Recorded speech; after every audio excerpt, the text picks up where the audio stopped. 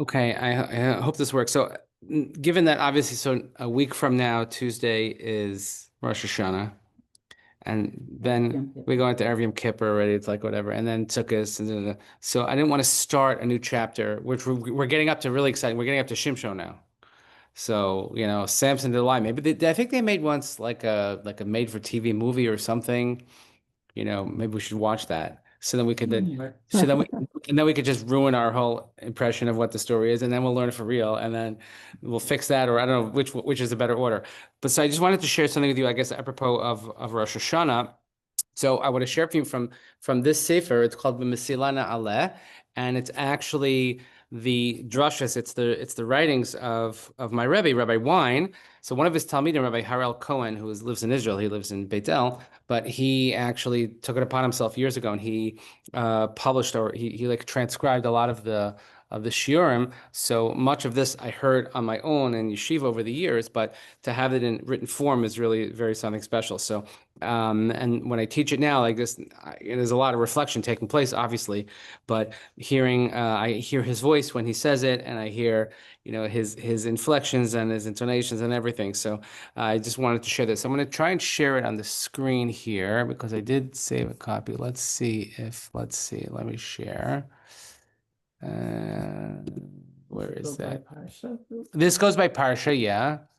And hold on, why is not? Let me just look at one thing here.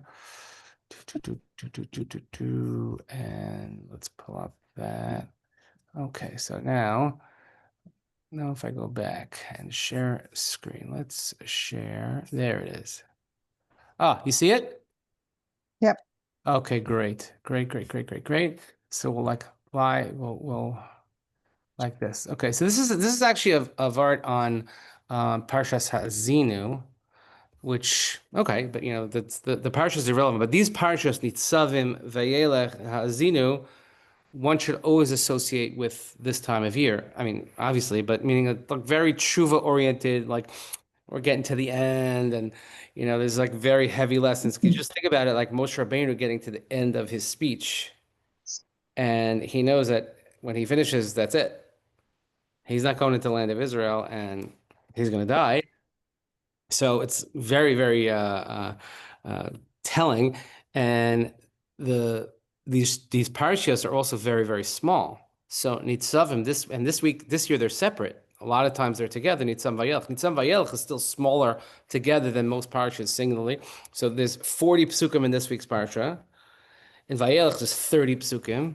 Ha'azinu has 40 something or whatever. So it's really very, very short. I guess that's the one time that the Chazal had Rahmanas on us because we're spending so much time in shul the next few weeks. Like, I'll at least get a short Torah rating. Okay, fine. So let's look at this piece. I'm going to go through it. And each piece is exactly, they're all the same. They're exactly like one full page and two half pages or something like that. So it's quite manageable. My daughter in Israel, who's my older daughter in Israel, is a madricha, and she does a night seder shiur. So she's using a lot of this to teach. I go over it with her, and she teaches it to the girls for night seder. Okay, very nice. So ha'azinu. So when we say the word, what does the word ha'azinu mean? Takshivu. Right, takshivu. But we know that one thing, that there's no such thing as synonyms in Hebrew. Right, Hebrew could use a lot of different words to seemingly say the same thing, but each one has its own specific nuance. Okay, so if I say, how do you to look at something in Hebrew? Listakel. Lirot, lahabit, right? So there's different. So how would you say the differences between, let's say, lirot and lihistakel? One's deeper. Oh, yeah. Or say like vayar. There's something they're seeing, and then there's like grasping, Vayar es hamakom rachok, Avraham, when he gets to the place of the Akedah, he sees, but he senses that there's something more there, right? So there's not, so we have a lot of different words that seem to say the same thing, but in Lashon HaKodesh, there's no such thing. Each one has a specific. So we're going to start with that, okay? So, Hamila Azinu, Shoneh Ma'amila Shima'u. So the word ha'azinu from the word ozen, which it's in a hifial form, in a causative form, which means to cause someone to listen. That's almost what it means. So it's like, okay, listen, okay, I wish I could be azinu, but it's different than the word of shimu, of just saying, listen. They say shema, or tishma v'ta'azin, something like that, okay? Hashmiya hi fizit v'shitchit yoser. He says like so. Listening is a little bit more physical.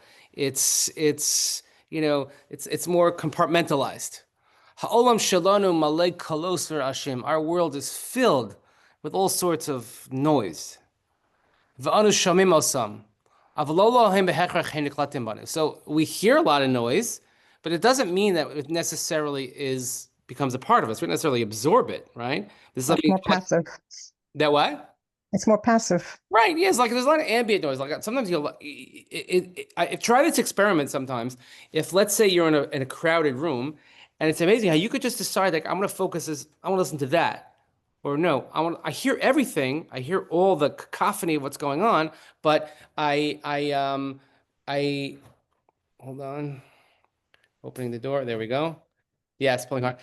So I hear the all the rage that's going on, but at the same time, I could decide for 1 minute, I'm going to listen to what's happening over there, or I'm going to listen to what's happening over there, and this and that. I'm very surprised. Wonderful. Yeah, Thank I'm you. surprised too. Baruch Hashem. Need it till later. In a very good way, though. I'm surprised. Yes. But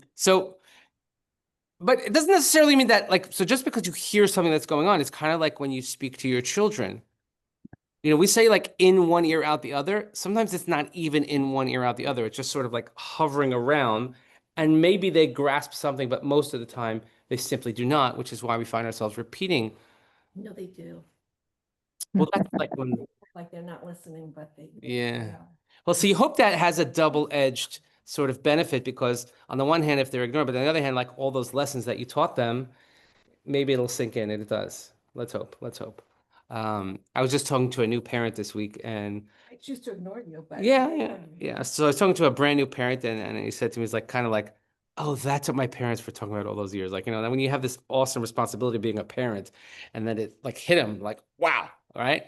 So fine. So hamila ha'azinu v'vatered rikos hashmiya, but the word ha'azinu really is more of an expression of like the centrality of listening, right? Really, really, it's kriyas ha'ozen, like like let's focus the ear. Zupniya shel ha'ma'azin el ha'medaber k'dei liklod heitev es divarav. So let's say when you're listening to someone and you want to hear, right? So what do? You like, you want to. I really want to hear, like, I really want to hear what you have to say, okay? Which is what nobody does whenever I get up to speak, which is fine. Lishmoa efshar afil below ritzon shel adam. You can listen sometimes even if you don't want to. You could hear v'afil neged ritzon even if you don't want to hear. Aval kedei lahazin tzorich shel adam yafil et ritzono la'asod zos. But if you want to really like absorb and to do this verb of hazin, you have to really make the effort to do so. Therefore, hazina was very much is connected to the word of shemayim. Hazino hashemayim va'adabera.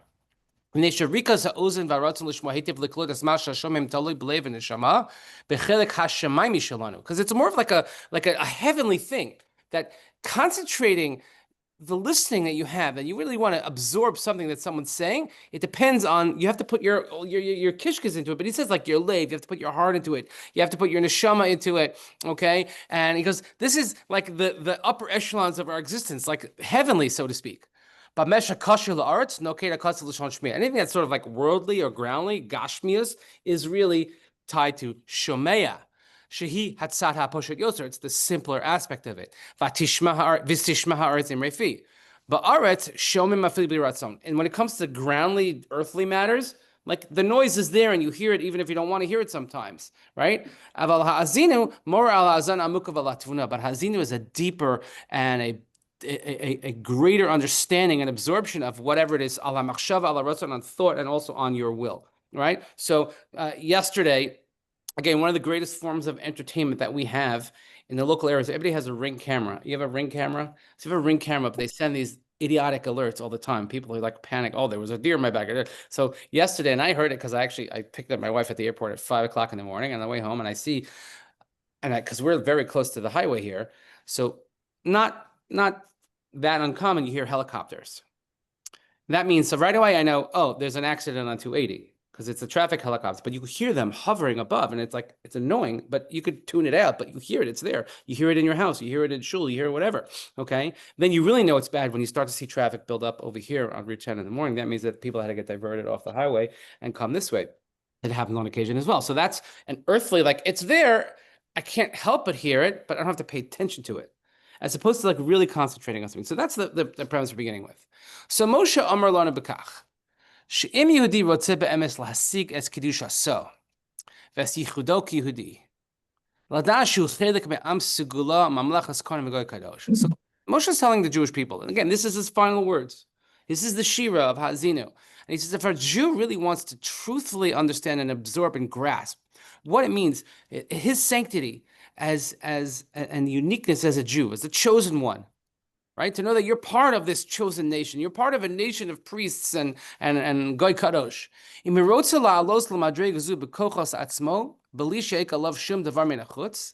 If you want to reach this great level with his own power, without having any outside interference, so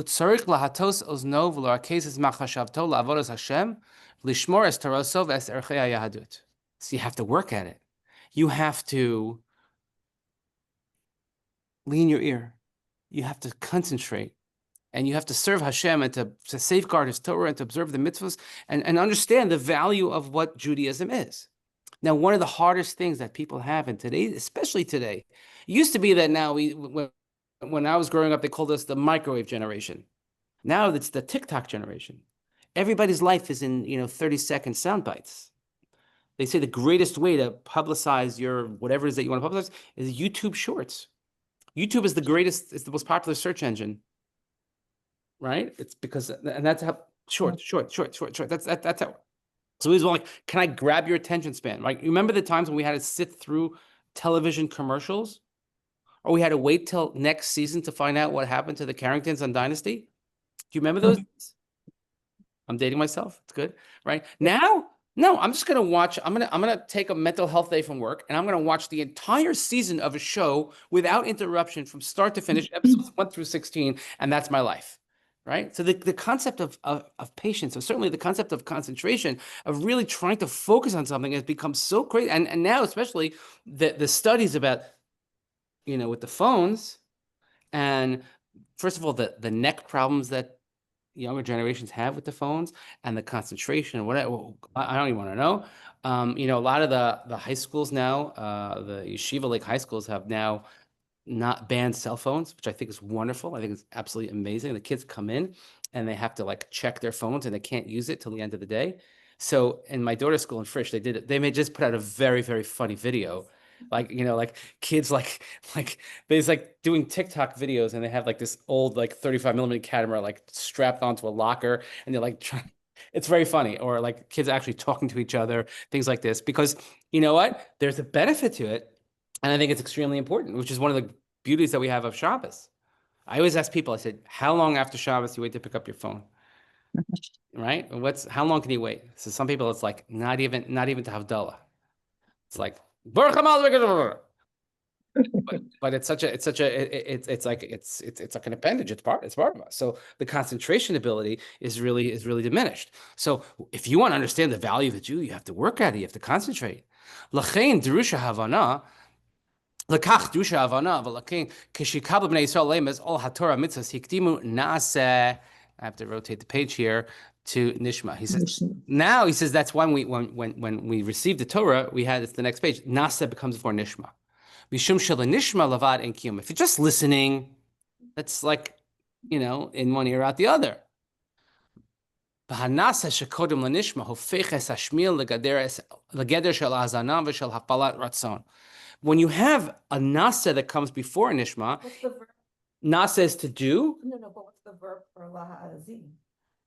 What do you mean? Why didn't they just say? Oh, ha'azin. Yeah, that's a good question. And in last week's parsha, we actually had it said, 2 weeks ago, it said haskes ushema, haskate, like a much stronger word, also something like really intensify. But that's a good question. I mean, it's haskate is like really to focus in on something. Yeah. Okay. Hey samach chaf taf. Haskate ushema. It was in last week's parsha. It was last week or in Shoftim. But it's right there. We just had it. So, but when you elevate the Shemiah with a Naaseh, that means it gives it some meat on that bone. Yeah, let's Don't take my word for it. I like this is good. I'm gonna tell you right now. This is Take your word. no, don't take my word for it. That's not the way to do it. Here. No,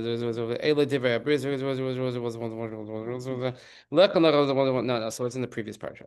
Okay, so it's in the end of Shofar. I'm sorry, the end of Kiseitse, probably. I know. Wait, because I was just thinking about it. Book, Garrett, State, Steingart. Tell me. I'll tell you after, okay? This character, it's 11-year-old girl, like, she has a word diary. One of many aspects of this story, but in words. Yeah, I love words. I mean, that's why. Oh, here it is. Put it, soon as Shabbos is over to do Wordle.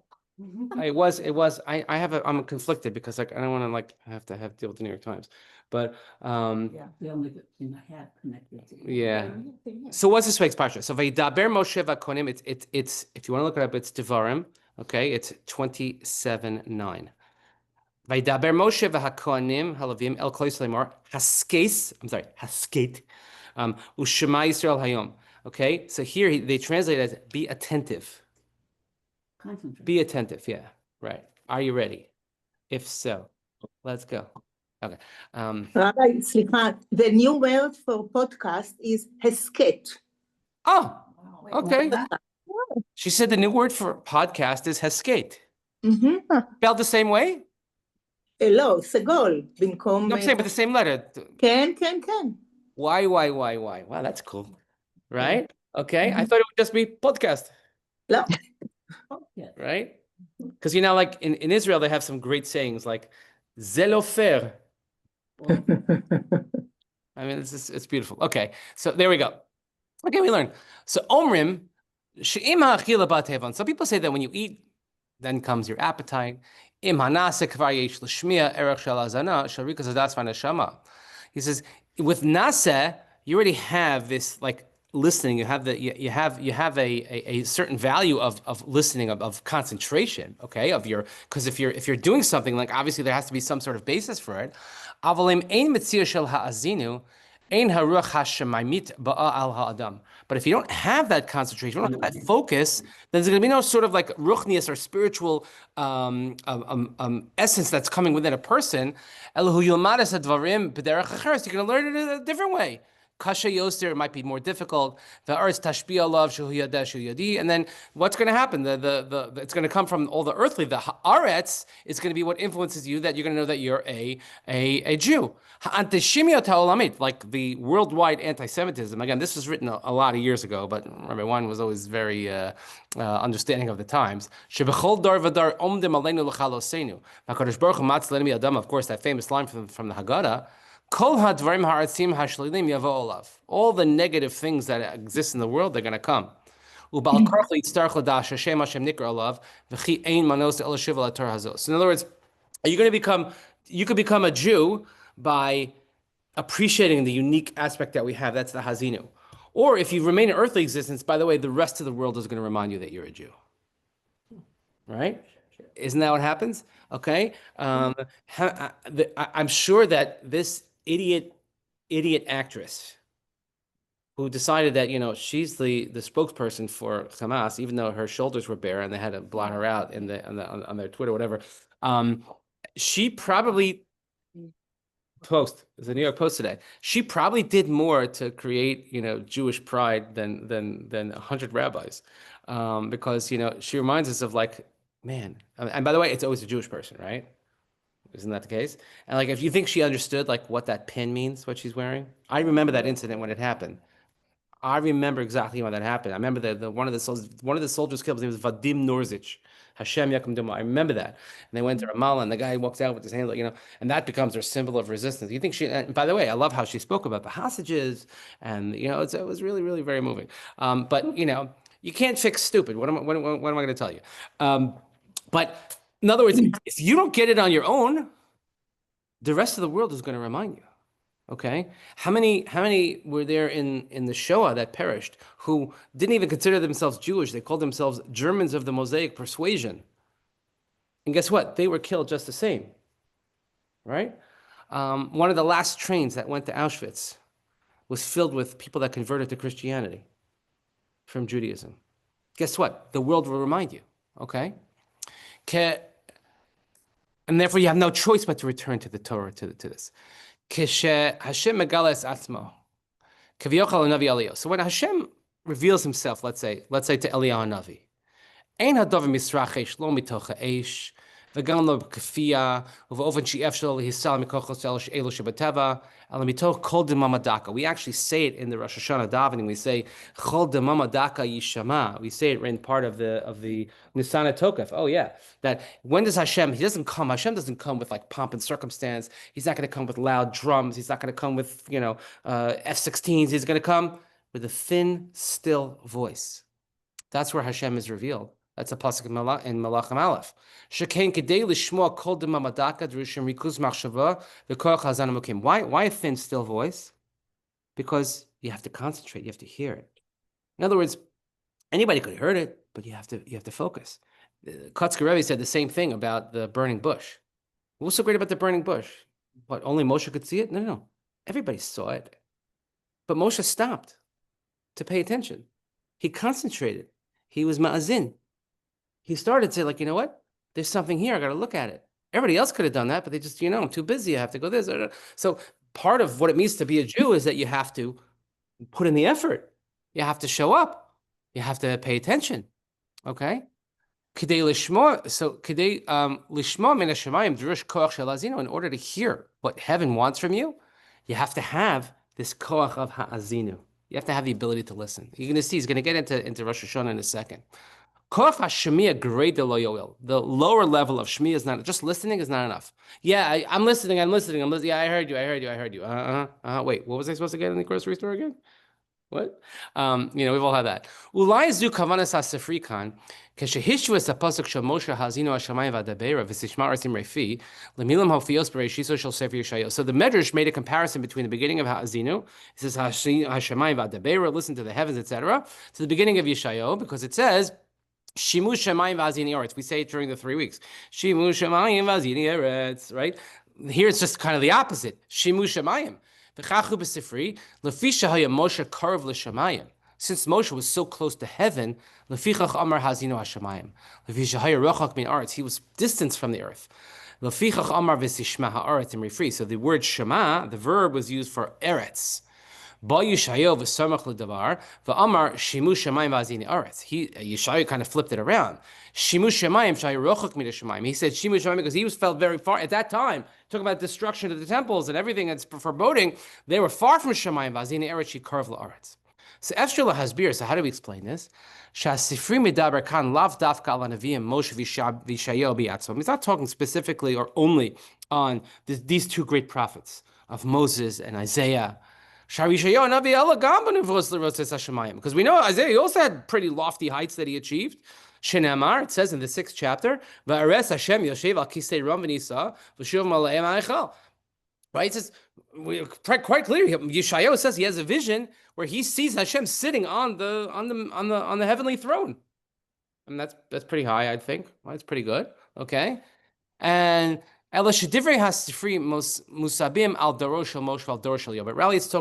talking about the generation of Moshe Rabbeinu versus the generation of Yeshayahu.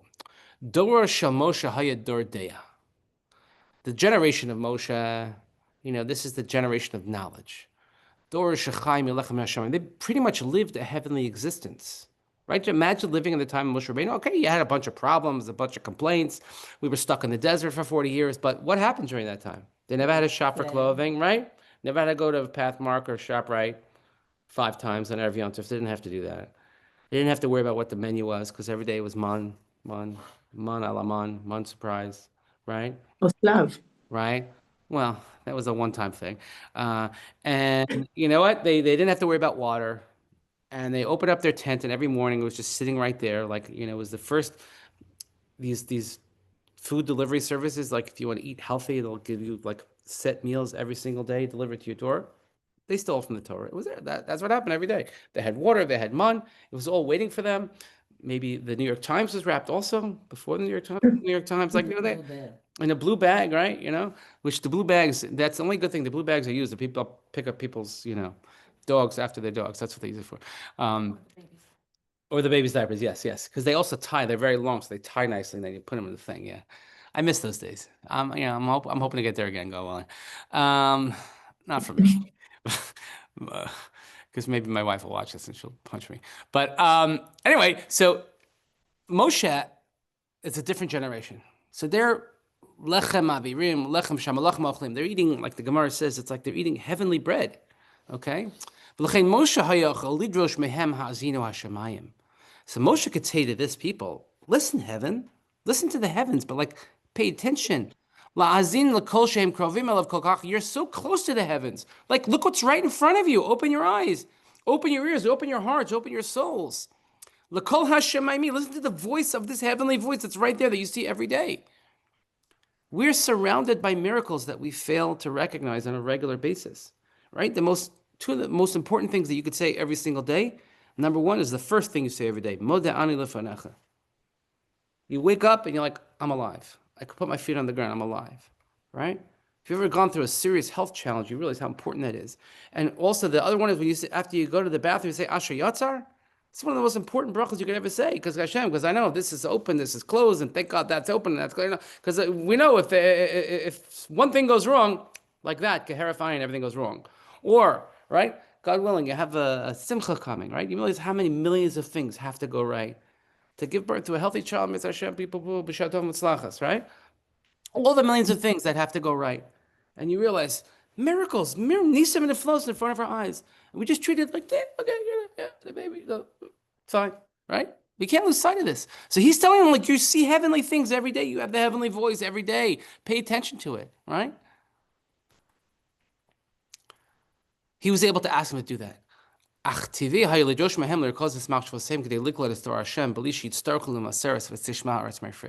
he says he had to tell them, like, don't lose sight of that, or lose sound of that heavenly voice, so that you don't get plugged into or pulled into the earthly existence, so to speak. Dora, we're on the last page now. Dora shel Yeshayahu, however, the generation of Isaiah, Lumazos, Shekvar Chatu ba'avonos chamurim. They had grave sins, many sins. And it's still, they're in the shadows of the destruction of the first Beis HaMikdash. It's something that's not so far off. It's, people who live in the shadow of destruction, it kind of like follows you around.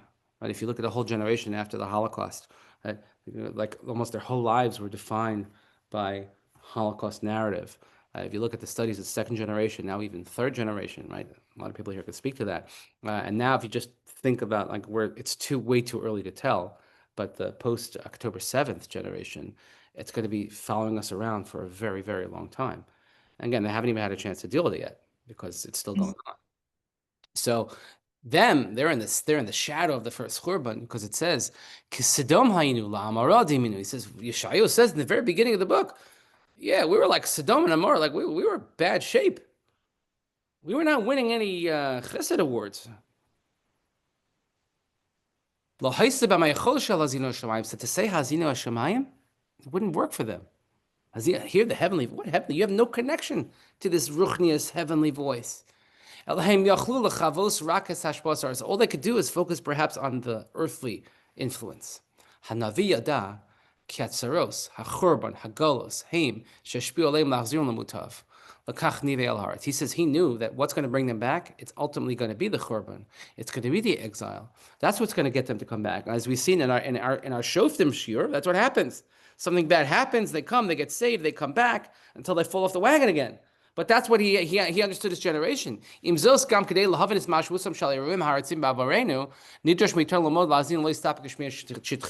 that's why you can't just listen, but you had to have a hazin, but at least hazin what's happening right now in your time. Now, this is a very important lesson in and of itself, is that a Jewish leader has to speak to his generation, ba'asher husham, where they are at that moment. We discussed last week about Yiftach Bedoro, Shmuel Kedoro, the different modes of leadership, but they had different people, and it was obviously different times. And they say that that's perhaps why Moshe Rabbeinu couldn't lead the Jewish people into the land of Israel. Because when they came out, a slave generation, they understood, hit the rock. Like that's what they understood. They were, beaten all the time, and that's what they responded to. But 40 years later, 38, 39 years later, and Hashem says, speak to the rock, and he thinks, no, you got to hit, that's how we do. We hit the rock. It doesn't sense, a new generation. We don't hit anymore. We talk about our feelings. We have meetings, and we have guidance counselors, and we have rubber rooms. We have all, we have all these things. Like it just didn't work with him. So his message or his mode of giving over the message simply did not resonate with that generation. So I know we look at it as a great injustice that Moshe Rabbeinu couldn't bring them. I'm not taking away from that, but it's also a possibility that he just was not fit to lead that generation. And we've seen it in our time. Many people who grew up, let's say, in a yeshiva system early on in this country, and Jews in America, and the Rabbeim were European Rabbeim that came over. They did not know how to relate to the American youngster. They just couldn't. They felt that, obviously wherever you go, you hit a kid on the nails with your ruler, or you give pets, or you yell, or whatever, or you raise them with just fear. Right? And it took a couple generations for people to realize, yeah, you know what? That doesn't work. It really doesn't work. And people were scarred from that. It's not their fault. They just didn't know. They didn't know any different. This is how this is. So you have to be able to adapt. So look at this closing paragraph here. So B'Tfilas Rosh Hashanah Omer. So now we're going to get ready to Rosh Hashanah. Rosh Hashanah is coming. We don't have a choice. It's coming. It's a week away. 1 week from right now, we will be, let's see, 1 week from now, it's 11 o'clock. We will already be at Musaf, okay? The Rabbi's speaking at 10 a.m., and then we're going to have shofar blowing, and then we're going to have Musaf, and that's it, okay? I'll be well into Musaf. It'll be nice, like singing, dancing. It's all great. But we're going to be well into the tefillas, whether we want or not. So it behooves us to prepare. So we say, Ki ata shamea tefillas amcha Yisrael u'ma'azin teruah. You look carefully at the language and the bracha that we say in the Shema Esrei. You say, Hashem, you listen to the prayers of your nation Israel, and also ma'azin trua. When it comes to the trua, you're ma'azin. It's a different, as we've been saying, it's a different verb. Mekivan she'einenu yecholim ladas im tfilasenu yesh ba kavana nechona haru'il lahagia ad lifnei kisei kvodo. Because we don't know. We don't know if when we daven, okay, I open the book, I'm saying the words, maybe I'm saying the words, maybe I understand what they're saying, maybe not, maybe I'm looking at the translation, maybe I have an idea what page we're up to, I don't know, I can't follow the page turner guy, and there's like, I don't know what's going on. So when we say the words, we don't know if we have the exact proper kavana that's going to reach Hashem's, like my saying, everybody's saying the same words, because the way I say it, Hashem's going to listen, like that's going to reach the Kisei HaKavod. So therefore we have a plan B, or maybe you can even say this is plan A, but we have a backup. So what do? We rely, we literally lean on the voice of the shofar. Because just the sounding of the shofar is in and of itself a mitzvah. So then if that's the mitzvah, and the whole mitzvah is to sound the shofar, there's no mitzvah that says you have to daven. Contrary to popular belief, there is no mitzvah that says thou shalt daven. It's what we do. We don't have karbanas, and that's why there's so many different things. But everybody does shofar. The mitzvah is you have to sound the shofar. If they're just fulfilling the mitzvah, it has no choice but to hit the Kisei HaKavod. Kol hashofar mushma b'yom adin bokeh mitoch nishbaseinu. Where does the sound of the shofar that's heard on Rosh Hashanah? Where does the depths of it come from? It comes from our souls. So certainly it's going to go up to Shemayim. That's why we put such important stock into who blows the shofar, who's the one that's representing us. It's such an important thing. Not just any yokel that's coming off the street. So we say in Tehillim, Allah Elokim b'siruah Hashem kol shofar. We say this verse before we say the 7-time Lamnatzech. We say this pasuk. Allah Elokim b'truah. How do we elevate to God? It's with trua. Hashem with the kol shofar. With the sound of the shofar, we realize that where does the true intent, focus, listening coming from? From Hashemayim.